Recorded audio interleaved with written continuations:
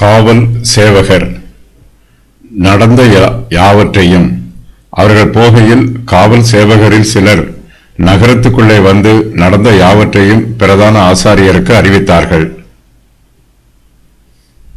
இயேசு கிறிஸ்துவின் உயிர்த்தெழுதலுக்கு அவருடைய சத்துருக்கள் விரோதமாகவே செயல்படுகிறார்கள். இயேசு கிறிஸ்துவின் கல்லறையை காவல் புரிந்த காவலாளர் கிறிஸ்துவின் உயிர்த்தெழுதலுக்கு சாட்சியாக இருக்கிறார்கள். ஆனால் அவர்கள் கிறிஸ்துவுக்கு சத்துருக்களாக இருக்கிறார்கள். பிரதான ஆசாரியரும் மூப்பரும் காவலாளரும் சேர்ந்து உண்மைக்கு புறம்பாக யோசனை பண்ணுகிறார்கள். இயேசு கிறிஸ்து உயிர்த்தெழுந்த பின்பு காவல் சேவகரில் சிலர் நகரத்துக்குள்ளே வருகிறார்கள். நடந்த யாவற்றையும் அவர்கள் பிரதான ஆசாரியரிடம் அறிவிக்கிறார்கள்.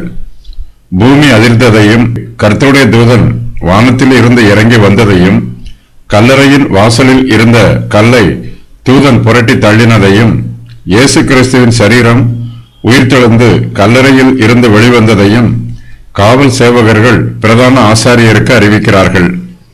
இயேசு கிறிஸ்துவின் உயிர்த்தெழுதலுக்கு இவர்களே போதுமான சாட்சிகளாக இருக்கிறார்கள்.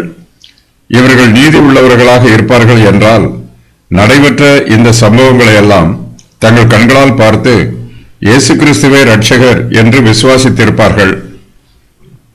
ஆனால் இவர்களோ தேவனுக்கும் அவருடைய வார்த்தைக்கும் சத்துருக்களாக இருப்பதினால் சத்தியத்தை மூடி மறைக்க முயற்சி பண்ணுகிறார்கள்.